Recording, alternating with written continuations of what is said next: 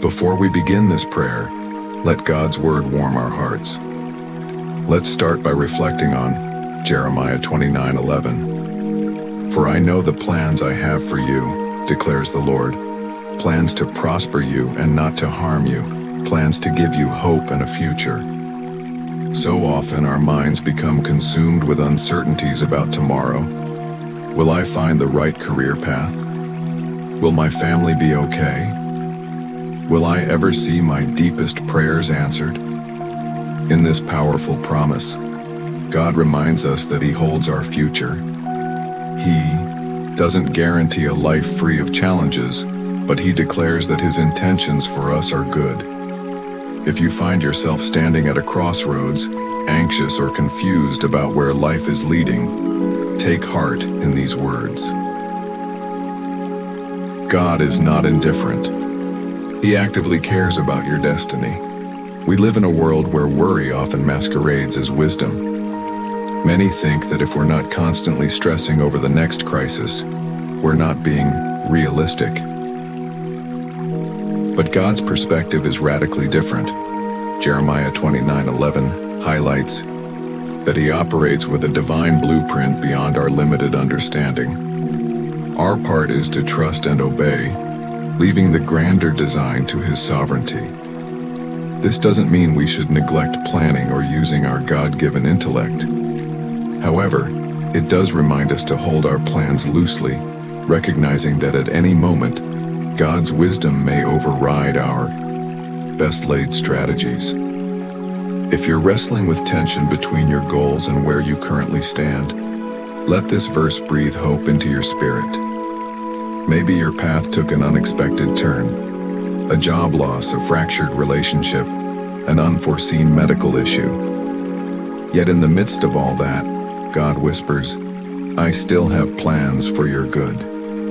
If these words resonate with you, consider typing Amen in the comments or share a prayer request. In community, we remind each other that we're not alone in waiting on God's purposes. Let's examine two more scriptures that will add depth to our understanding of God's faithful guidance and sustaining power. Psalm 121, Dundren 1:2. I lift up my eyes to the mountains. Where does my help come from? My help comes from the Lord, the maker of heaven and earth. Picture a traveler in ancient Israel looking up at rugged hills that could hide lurking bandits or present steep challenges. Yet the psalmist confidently asserts that real help doesn't come from the mountains themselves, but from the maker of heaven and earth. Those looming hills are dwarfed by the one who shaped them. Similarly, we may feel overwhelmed by the sheer size of our problems.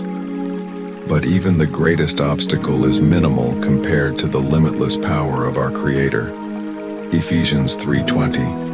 Now to Him who is able to do immeasurably more than all we ask or imagine, according to His power that is at work within us. This verse is a breathtaking reminder that God's capability extends far beyond our loftiest dreams. Often our prayers are restricted by what we deem realistic. We measure God's willingness by our own limited perspective. But Scripture affirms He can accomplish immeasurably more than we can even conjure in our imagination. What would it look like if we truly believed this? Our prayers would expand, and our sense of possibility would no longer be capped by human logic. Reflection on these verses. Psalm 121, 1-2 assures us that our help is from the Lord, not from worldly structures or our personal achievements. Ephesians 3:20 calls us to abandon small thinking, trusting that God can exceed any boundary we place on His power. Perhaps you're standing on the brink of a significant decision, or you're yearning for a breakthrough in a long-standing issue. These verses invite you to lift your eyes higher.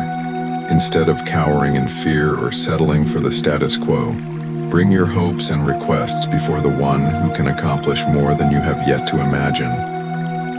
Before we pray, let's pause and consider our posture of heart. Are we approaching God with a sense of expectancy, Or have repeated disappointments whittled down our faith to a faint wish? True faith doesn't deny the pain of unrealized dreams. Rather, it acknowledges that God is still present in the waiting. Real expectancy means holding on to His promises even when the visible evidence feels lacking.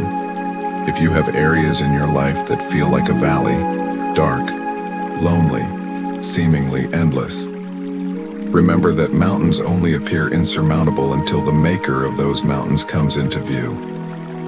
The one who promised hope and a future in Jeremiah 29:11 is the same Lord who provides help from above in Psalm 121 and operates beyond human limitations in Ephesians 3:20. Take a moment now to breathe deeply. Inhale the truth that God's plan for you is good. Exhale the doubts that say otherwise. Ready your heart to connect with the Father who knows every hidden concern, longing, and question in your soul. Let's pray together, allowing each line to resonate within. Heavenly Father, we come before you today, grateful for the promise in Jeremiah 29:11 that you have plans to prosper us and not to harm us, to give us hope and a future. In a world where fear and uncertainty can dominate our minds, we choose to anchor ourselves in your steadfast assurance. Lord, as we reflect on Psalm 121, 1-2, we lift our eyes to you, knowing our help comes not from human strength or resources, but from the Maker of heaven and earth. Where we've been, struggling, be it relational strains, financial worries, or unfulfilled dreams, remind us that you are bigger. You're never intimidated by our circumstances. Instead, you stand ready to guide us through them. We also hold fast to Ephesians 3:20, which declares you are able to do immeasurably more than all we ask or even imagine. Help us break free from small prayers and limited visions, where we've become complacent or discouraged. Stir fresh hope. Expand our faith so we learn to expect great things from you, not out of presumption, but out of deep trust in your limitless grace and power. Father, forgive us for the times we've doubted your goodness or accused you of neglect when answers didn't come on our timeline. Teach us to wait on you with a posture of humility and assurance, confident that you work all things for the good of those who love you. If there's a lesson or transformation needed within us, mold our hearts accordingly. Let the seasons of waiting refine our character rather than erode our faith. We pray for those who feel stuck in valleys of despair, whether battling mental health struggles, dealing with chronic illness, or carrying the weight of grief. Holy Spirit, invade those dark corners with divine comfort and peace that transcends human logic. Where hopelessness has settled, speak life. Where bitterness has taken root, bring the healing power of forgiveness. Jesus, we're grateful that you bridged the chasm between a holy God and broken humanity. Through your sacrificial love, we have access to the Father's heart. While your own example of surrender, saying, "Not my will, but yours be done," inspire us to yield every aspect of our lives to the Lord's authority. If there are hidden idols or personal ambitions that overshadow our devotion, reveal them so we might align fully with your purposes. We lift up marriages in crisis, friendships strained by miscommunication, families torn by conflict. May your Spirit orchestrate reconciliation where it seems impossible. Teach us to love sacrificially just as you have loved us. Grant us the humility to admit wrongdoing and the courage to extend grace when we've been wronged. Lord, let gratitude overflow in our hearts. Too often we focus on the one thing that's missing instead of the countless blessings already in our hands. A supportive friend, a roof over our heads, or the sunrise that marks a fresh start. Train our spiritual eyes to see even the smallest tokens of your kindness woven into our daily lives. In times of weakness, remind us of your strength. In times of success, guard us from pride. ensuring we acknowledge you as the ultimate source. In times of transition, grant discernment. We trust you to open doors that should be opened and close doors that would lead us astray. Help us remain faithful and ready, prepared for the new opportunities you place in our path. We offer all these petitions in the precious name of Jesus, believing that you hear us and respond out of a heart of infinite wisdom and love. May your will be done in us and through us, both now and for all eternity. Amen. Before we conclude, let's consider 2 Corinthians 5:7. For we live by faith, not by sight.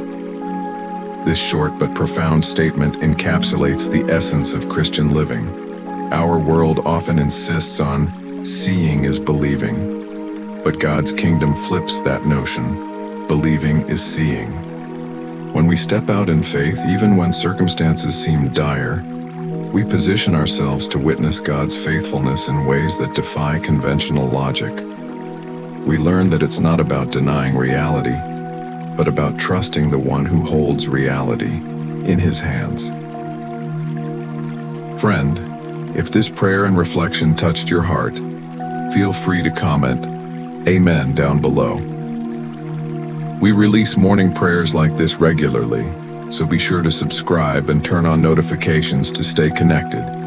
If you know anyone who might be wrestling with questions about their future or longing for a renewed sense of hope, consider sharing this video to encourage them. Go forward today with a faith anchored in his promises, knowing that you walk not by human sight, but by confidence in an all-powerful, all-loving God who can do immeasurably more than you imagine.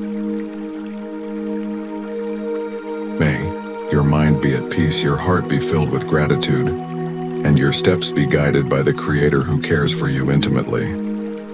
Until next time, remain blessed in His presence.